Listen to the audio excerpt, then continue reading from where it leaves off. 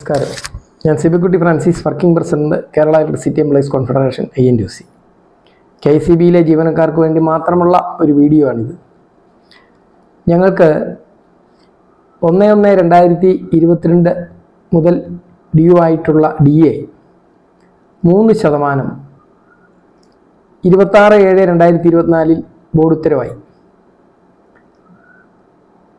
26/7/2024 ഉത്തരവായ board ഉത്തരവ് ഇതിൽ പറയുന്നത് ഗവൺമെൻറ്റിൻ്റെ സാങ്ഷൻ വാങ്ങി അത് റാറ്റിഫൈ ചെയ്യുന്നതാണ്. 3 ദിവസം കഴിഞ്ഞ് 29/7/2024 മറ്റൊരു ബോർഡ് ഉത്തരവ് ഇറങ്ങി. അത് ഓഫീസ് ഓർഡർ CMD എന്നും പറഞ്ഞാണ് ഇറങ്ങുന്നത്. അപ്പോൾ ആദ്യം ഇറങ്ങിയ ഉത്തരവ് ബോർഡ് ഓർഡറിലിട്ടു ബോർഡിൻ്റെ സൈറ്റിൽ. രണ്ടാമത്തെ ഉത്തരവ് നോട്ടിഫിക്കേഷനിലായിട്ടേക്കുന്നത്. സ്വാഭാവികമായിട്ടും ഒരു ഓർഡർ ഒരു സൈറ്റിൽ ഒരു ഭാഗത്തിട്ടാൽ അതിൻ്റെ കണ്ടിന്യൂവേഷൻ വരുന്നു, അത് തന്നെ ഇടേണ്ടതാണ്. ഇത് ഇടാതിരുന്നത് എന്തെന്ന് ചോദിച്ചാൽ എല്ലാവരും കാണാതിരിക്കാനാണോ എന്നറിയില്ല.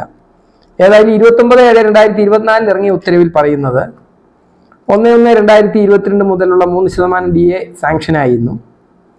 ആ DAക്ക് മുൻകാല പ്രാബല്യമുണ്ടെന്നും, ആ മുൻകാല പ്രാബല്യം എന്ന് പറഞ്ഞാൽ 1/1/2022 മുതൽ പുതിയ DA എഫക്റ്റ് ചെയ്ത് ശമ്പളം കിട്ടുന്ന 8/2024 വരെയുള്ള കാലയളവിലെ ഏതാണ്ട് 32 മാസം വരും.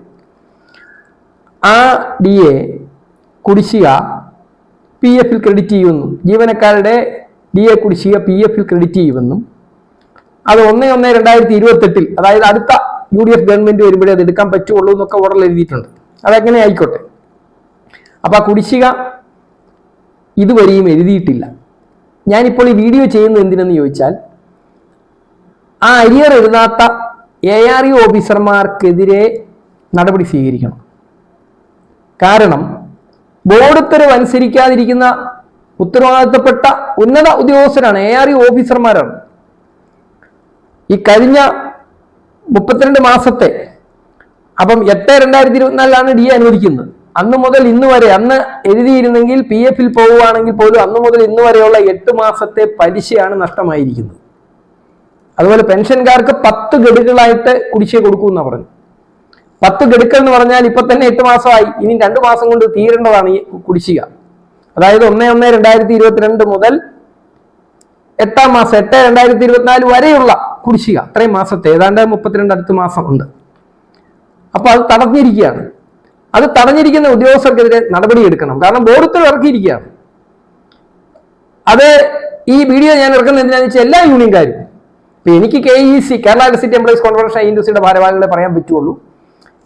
ഞങ്ങളുടെ യൂണിയനിൽപ്പെട്ട എല്ലാ ഭാരവാഹികളും നാളെ എല്ലാ ARE ഓഫീസിലും ഈ ബോർഡ് ഉത്തരവ് കാണിച്ചിട്ട് കുടിശ്ശിക എഴുതാനുള്ള നീക്കം നടത്താൻ പറയും. ആ കുടിശ്ശിക എഴുതുമ്പോൾ മറ്റൊരു കാര്യമുണ്ട്, MIC എന്നതിന്റെ പ്രോഗ്രാം ഇടണം. അത് സംബന്ധിച്ച് ഞങ്ങൾ IT വിങ്ങിനെ ഈ വിവരം അറിയിക്കും. എന്താണേലും IT വിങ് പ്രോഗ്രാം തന്നാലും ഇല്ലെങ്കിലും കുടിശ്ശിക എഴുതാനുള്ള ബാധ്യത ARE ഓഫീസർമാർക്കാണ്.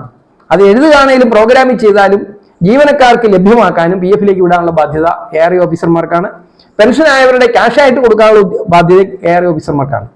ഞാനിത് പറയാൻ കാരണം, കഴിഞ്ഞ ദിവസം ഇവിടുത്തെ വർക്കേഴ്സ് അസോസിയേഷന്റെ ഒരു നേതാവിന്റെ ഒരു പോസ്റ്റ് കണ്ടു. കഴിഞ്ഞ 3% കുടിശ്ശിക നമ്മൾ ശരിയാക്കാനൊന്നും ഇല്ലാതെ ബോർഡ് ഉത്തരവ് ശരിയായി കിടക്കുക. നമ്മളൊക്കെ സമരം ചെയ്യുന്നതിന് മുമ്പേ അതുള്ളതാ. പുതിയ ചെയർമാൻ വന്നപ്പോൾ അദ്ദേഹം എല്ലാവരോടും പറഞ്ഞു, ഞാനൊരു ഗിമിക്കൊക്കെ കാണിക്കും, നിങ്ങൾ എന്നോട് സഹകരിക്കണം, ഒരു 3 മാസം എനിക്ക് സമയം തരണം, അപ്പോൾ ഇതുവരെയുള്ള കുടിശ്ശികകൾ മുഴുവൻ ഞാൻ തരും, എല്ലാ DA ഞാൻ തരും എന്നൊക്കെ പറഞ്ഞ് അദ്ദേഹം നമ്മളെല്ലാവരും 3-4 മാസത്തേക്ക് നമ്മൾ അദ്ദേഹത്തോട് സഹകരിച്ച് നിന്നു. പക്ഷെ അദ്ദേഹത്തെ കൊണ്ടൊന്നും സാധിച്ചില്ല.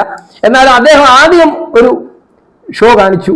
അതിന്റെ ഭാഗമായിട്ടാണ് 3% കിട്ടിയതും അതിന്റെ DA കുടിശ്ശിക ഉണ്ടെന്ന് ആ ഉത്തരവിൽ എഴുതിയതും. പക്ഷേ ഇപ്പോൾ അടുത്ത DAയുടെ ബോർഡ് തീരുമാനത്തിൽ കുടിശ്ശിക ഇല്ല എന്ന് പറയുന്നത് കേട്ടു. ആ കുടിശ്ശിക നമുക്ക് വാങ്ങിയെടുക്കണം.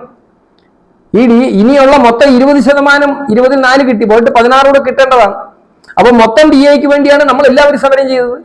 ഞങ്ങൾ പണിമുടക്കി, ഞങ്ങൾ നോട്ടീസ് കൊടുത്ത് പണിമുടക്കി. ഇവിടുത്തെ NCCO എന്ന് പറഞ്ഞ ഇടതുപക്ഷ കൂട്ടായ്മ നോട്ടീസ് കൊടുത്തു, പണി മുടക്കിയില്ല. എന്തോ ആയിക്കോട്ടെ, നോട്ടീസ് കൊടുത്ത് രണ്ടുപേരും. അപ്പൊ നമ്മൾ നോട്ടീസ് കൊടുത്തപ്പോൾ അത് വിജയിച്ചു എന്ന് വരണമെന്നുണ്ടെങ്കിൽ നമുക്ക് ഈ അടുത്ത DAയുടെയും കുടിശ്ശിക കിട്ടണം. കാരണം ഒന്നുമില്ലാത്ത സമയത്ത് നമ്മൾ അല്ലറ സമരങ്ങൾ നടത്തിയപ്പോൾ മറ്റു ചില സമരങ്ങളൊക്കെ നടത്തി, ധർണയും പ്രതിഷേധവും സമരവും നോട്ടീസും കത്തും ഒക്കെ നടത്തിയുള്ള സമരങ്ങൾ നടത്തി. പണിമുടക്കിലേക്ക് നമ്മൾ കടന്നില്ല. അങ്ങനെയുള്ള സമരം നടത്തിയപ്പോൾ നമുക്ക് കുടിശ്ശിക മുൻകാല പ്രാബല്യം കിട്ടിയെങ്കിൽ നമ്മൾ ഇത്രയും വലിയൊരു സമര പ്രഖ്യാപനം നടത്തിയതിനു ശേഷം നടത്തുന്ന DAക്ക് നമുക്കിത് മുഴുവനും കിട്ടണം. അതുകൊണ്ട് ഈ അംഗീകാര സംഘടനക്കാരൻ ഗിമിക്കൊന്നും കാണിക്കണ്ട. 3% DAയുടെ കുടിശ്ശികയുടെ ഉത്തരവ് ബോർഡ് 29/7/2024 തന്നെ ഇറക്കിയിട്ടുണ്ട്. അതുകൊണ്ട് എല്ലാ ARE ഓഫീസർമാരും അത് PF ക്രെഡിറ്റ് ചെയ്യുന്നതിനുള്ള നടപടികൾ സ്വീകരിക്കണം. അതിനെല്ലാ യൂണിയന്റെ നേതാക്കൾ ARE ഓഫീസർമാരെ കാണണം. വൈദ്യുതി ഭവനിലുള്ള ഞങ്ങളുടെ നേതാക്കൾ ഉൾപ്പെടെയുള്ള നാളെ MIസിലുള്ളവരെ കണ്ടിരിക്കും എന്നറിയിക്കുന്നു. നന്ദി, നമസ്കാരം.